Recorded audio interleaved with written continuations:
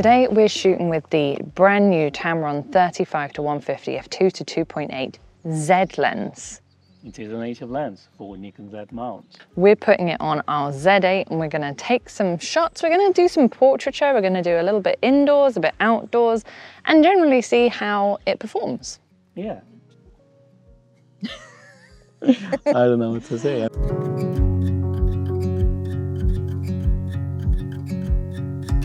Need a polarizer today. Yeah, the portraits are going to be fun.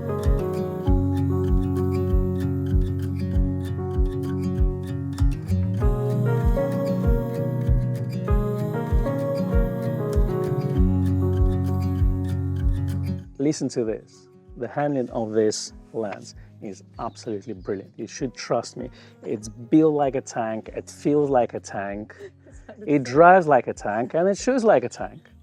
Now, weather sealant are pretty good, I trust it.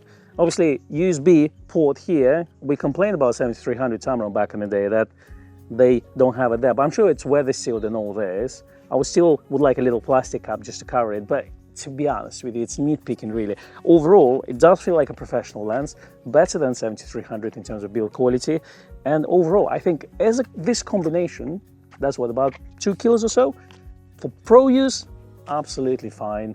I guess for day walk, shooting handheld all the day, it may get a little bit heavy, but your mileage may vary.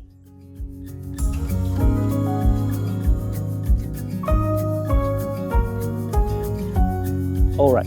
So what we're going to do now is we're going to take some portraits of Becky. She's my subject, wide open at 35mm, as well as we're going to zoom into 150 and also shoot wide open. And we're going to check what Becky looks like as well as what bokeh it looks like on the photographs. So I'm going to use my waist level finder first. So good old-fashioned way, pretend I'm shooting with Hasselblad Becky. All right, if you look at me, yeah, okay, chin, yeah, perfect. 1, 2, 3, shot taken. I'm going to zoom in now. I'm going to use the real viewfinder. Change the hat. Okay, here we go. It's 45-degree baseball cap mode, you know, and going to take a couple of shots with Becky as well. And let's have a look. So it's a bit sunny. So ideally we want to use ND filter, but we don't have one with us. So we're going to shoot at 8 thousands of a second. The bokeh looks pretty good. Wow.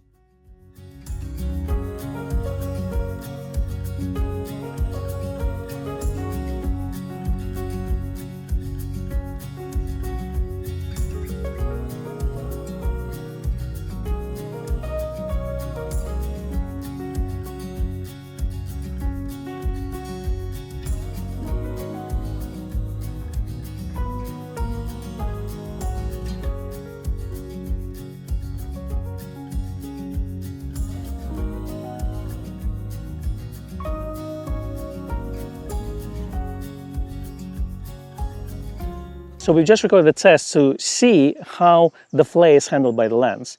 And let me say, it's not your modern Nikon glass flare suppression, okay? You do get the flare in very specific situations where you have direct sunlight hitting the subject. So in this case, I was filming back here, I've got the sun right behind her hitting the lens, and you get the flare. Once you zoom in, so the flare no longer hits the lens, the sun, then it disappears. So it's not really your vintage flare, so with the old vintage lenses that are single coated, it's somewhere between the vintage and the very modern Nikon glass. So keep that in mind. You will get a flare in saturation if you need to, which in my personal opinion, for portraiture works wonders. But if you're looking at modern clinical lens, a part of a flare, it will give you that, but it will have a flare in certain situations. Now let's talk about this lens for video work. Con actually has the 35-150 on the Z6 there and is filming me talking to you. We did some tests for both focus breathing and also zoom shift. So essentially what focus breathing is the focal distance changing whether you're shooting at infinity or the close focusing distance. At the 35 end, if you go from the close focusing distance to infinity, you get a very, very small shift, and it's really, really tiny, barely noticeable. At the 150 end, no focus breathing at all, which is really impressive.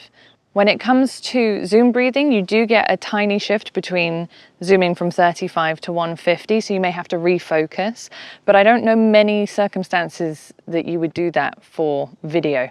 Anyway, so what that essentially means is that for video work, this lens can definitely be used. I wouldn't put it on a gimbal though, because it is very heavy.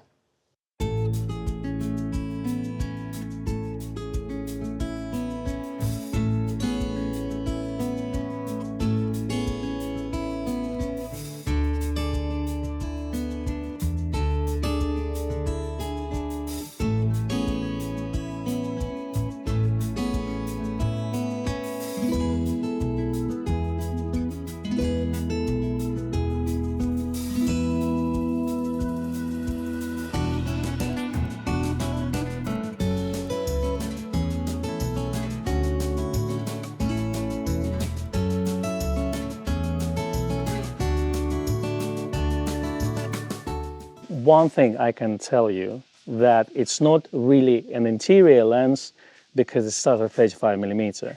If you're an estate agent, you want to get the widest lens possible, like something like 2mm focal distance. I mean, they go to 10, but they want the wider the better because they want to show a tiny shed like this to look like a mansion.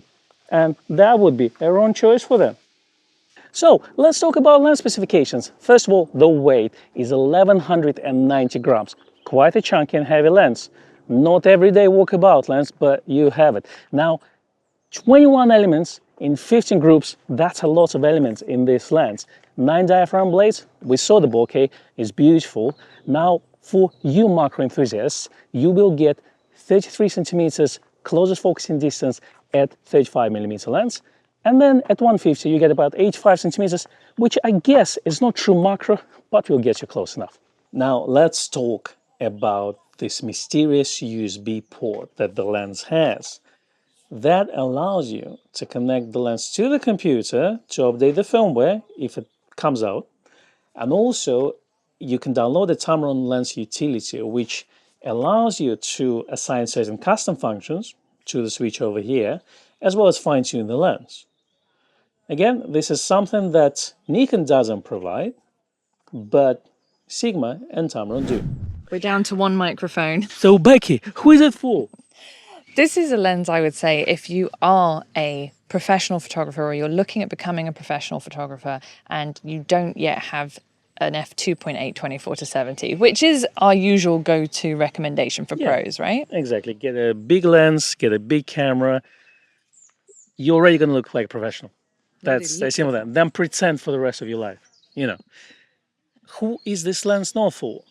I would say that if you have an issue with the weight, it is a heavy lens, although it's brilliantly well built and customizable, which is fantastic. If you have a problem with carrying heavy weights, then probably worth looking at something a bit smaller and lighter, like the 24-120 f4. So if you're using a DX body which doesn't have vibration reduction, then obviously you're not going to have vibration reduction on the lens as well. But on full frame bodies, obviously vibration reduction is on the sensor, so it should be absolutely fine. Also, the flare. We've discussed it before. If it's your thing, it's my thing. I like it. But if it's not your thing, definitely avoid this lens. The last thing I would say is price-wise, it is at the moment just shy of £1,800 in the UK, so 1,799, and that is a high price point for a lens like this, bearing in mind that it does the job of about, I would say, at least 3 to 5 lenses in one, thanks to being a 35 f2 all the way to a 150mm f2.8.